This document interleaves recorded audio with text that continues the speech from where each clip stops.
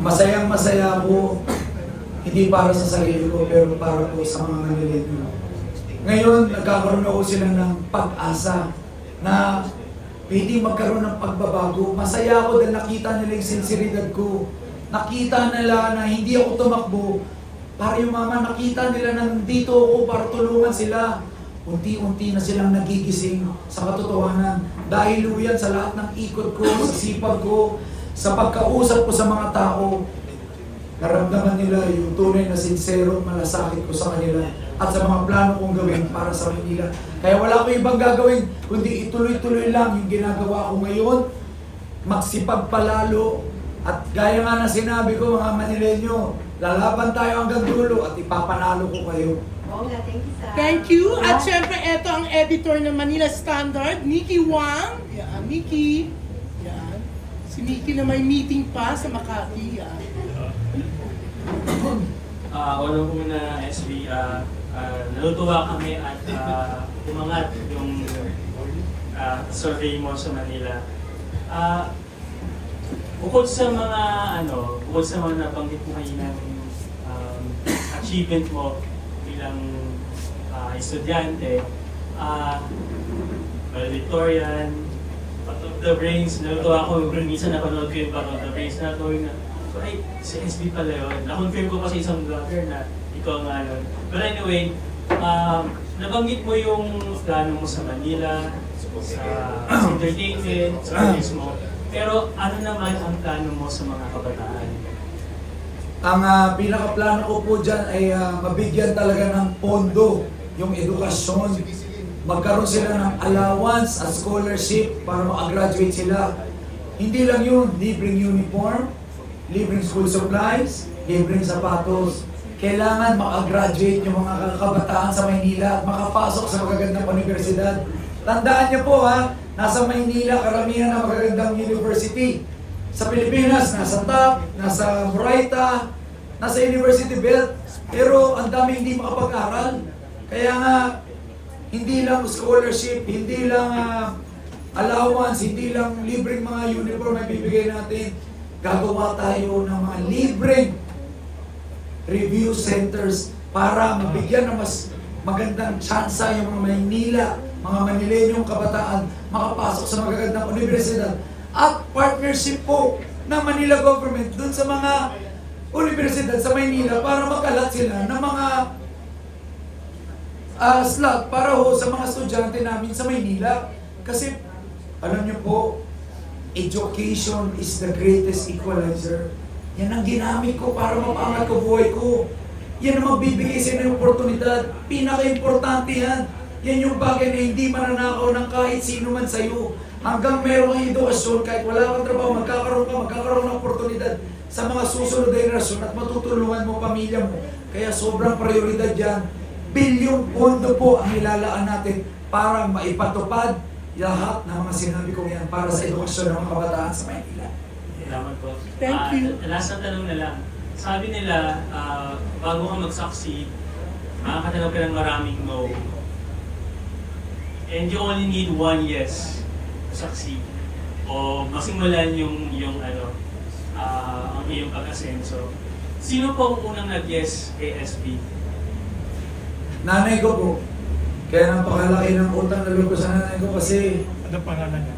si Mama Nina Clara Versosa. Housewife lang yung nanay ko. Ginapang kami. At sundo, paligo, luto ng pagkain, pagturo sa amin, magbigay. Hindi naman kami mayaman pero grabe magbigay nanay ko sa mga taga-probinsya nila. Lahat, pagpunta ng Maynila, sa amin nakikitira, pinapautang niya, sinasagot niya yung pang-hospital. Doon ko nga natutunan yung pagbibigay sa mga magulang ko. Kahit last money na namin, binibigay niya. Ngayon, nung dumating na kailangan ko magnegosyo, kailangan ko ng pera para i-invest doon sa bagay, doon sa negosyong babago ng buhay ko. Alam mo, pinangutang ako ng nanay ko. Inutang niya ako 5-6 para ma-invest ko. Walang tanong-tanong kung saan mapupunta, kung saan ko gagamitin. Pinangutang ako ng nanay nanay ko. Kaya sabi ko nga sa mga taong nagpapasalamat sa akin, okay magpasalamat sa akin. Papasalamat sila dahil natutulungan ko sila. Pasalamat tayo sa nanay ko. Kung hindi niya ako ginapang, hindi niya ako pinangutang, kung hindi niya ako inaruga, wala po ako sa kalagayan po ngayon. Kaya utang na loob ko lahat yan sa nanay. Maraming salamat. Salamat. Uy, alam nyo, nakakatuwa yung mom ni Sam. Kumatin kayo ng ano, di ba, yung relaunch sa front row. Kumain kayo ng lugaw. Nanay niya ang nagluto. Nanay niya nagluluto ng mga lugaw. Pati doon sa mga Hanggang events, ngayon sa po, campaign. ang nanay ko ang nagluluto ng arroz caldo at kung ano ng mga pagkain. Kunwari, may rally. Dati, nung bago pa mag-campaign period, meron kami mga rice giving.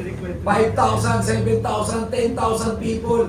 Nanay ko nagluluto kasama ng mga kusinero niya ng mga arroz caldo at iba't ibang mga pagkain ng mga tao. Sabi ko, hindi nga lang ako yung ginawang anak ng nanay ko eh. Buong Maynila eh, 1,000 yung napakain, kaya thank you ma ha. Hanggang ngayon, kahit matanda na nanay ko, 66, 65, 1959 siya eh. 65, ha? Anong favorite luto ni Rian naman? Ha? 66. Anong paboritong luto ni Rian? Ang paborito niyo? Pagkain ni Rian? Yung nanay ko, pinibigyan niya nga sa buhay niya. Ano daw, paborito ni Rian? Bigla ako napaisip kasi galing nanay ko. Filipino food eh. Yun ang paborito namin, Filipino food ko. Anong luto naman ni Rian? Si Rian, I'm sure gusto niya yung cookie ni Rian. Oo. of all na ginagawa ni Rian, yung pinakamasarap yung cookies na binibake niya. Yung base bakes na sikat ngayon. Pinrefect niya yan, ilang taon. Hindi lang yung basta baking ha. Pinag-aralan niya, ano yung Business pinakamagandang, partner ba? ay hindi po, business partner. Customer na Pinag-aralan niya kung ano yung pinakamagandang chocolate, ano yung pinakamasarap na dough. Yan. Hindi po ako part ng base bakes ha. Sariling negosyo ni Rian yan. Alam niyo po si Rian, maraming sariling negosyo. Hindi niya ako kailangan. May sarili ho siya. Meron siyang base bakes. Meron ho siyang Healthy Appetite by Rian Ramos. Umorder kayo sa Grab, Food Panda. Yan po yung mga healthy na mga pagkain na in-order ng mga health buffs. So doon pa lang kumikita na siya. Siyempre, artista siya, endorsements, marami siyang kinikita. Diba? Okay, thank you. Ang next natin magtatanong, the editor, Philippine Star, Natalie Tumada. Yes, Natalie. Panghuli natin si Morley, babalik dito sa atin. Yes, Natalie. May nakay dito. Nikki Wang, hindi pinakawalan ng mic. editor. Okay, eto na po si Natalie. Sir Sam, question ko lang, kamusta yung last stretch ng campaign? And ano yung plano natin?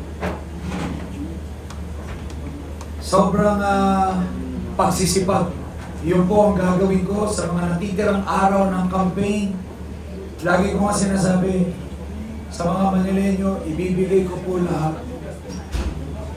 Bibigay ko po yung sarili ko, pagod ko, puyat ko, boses ko, resources ko. Lahat ng meron ako para ipakita sa inyo na lalaban tayo hanggang dulo. Huwag kayong mag-alala. Bata pa ako, kaya kong gawin. Kaya kong kitain lahat ito. Meron akong negosyo, huwag niyong isipin yun. Ang isipin niyo yung future ng Maynila. Kasi kahit anong mangyari pagkatapos ng eleksyon na to, yung buhay ko po, yung negosyo ko, ganun pa rin. Malulungkot lang ako pag iba po ang naging resulta ng eleksyon kasi wala pa rin magbabago sa Maynila. Subukan nyo na yung iba eh. Naglingkod na ho sila eh. Alam nyo na mangyayari pag sila ulit. Walang nangyayari sa Maynila, lalong humirap. Kaya nga sabi ko, paisa lang. Bigyan nyo ako ng pagkakataon, ipapakita kung posible ang pagbabago sa Maynila. Kung meron mang panahon, kung pwedeng magbago sa Maynila, ito na po yung panahon na yun. Minsan ko lang po iaalay sarili ko, hindi na po ito mauulit. Hindi ito katulad ng ibang politiko, pag natalo sila, next time tatakbo ulit. Every year tatakbo yan. Ako po hindi na po, one time ko lang iaalay sarili ko, hindi po madali itong ginagawa ko. Ngayon ko lang po talaga ibibigay lahat. Sana po huwag nating sayangin to. para ho sa anak ninyo, sa mga apo ninyo. Yung boto nyo sa akin, hindi para sa akin. Para po yan sa kinabukasan ng pamilya nyo at kinabukasan namin. Thank you.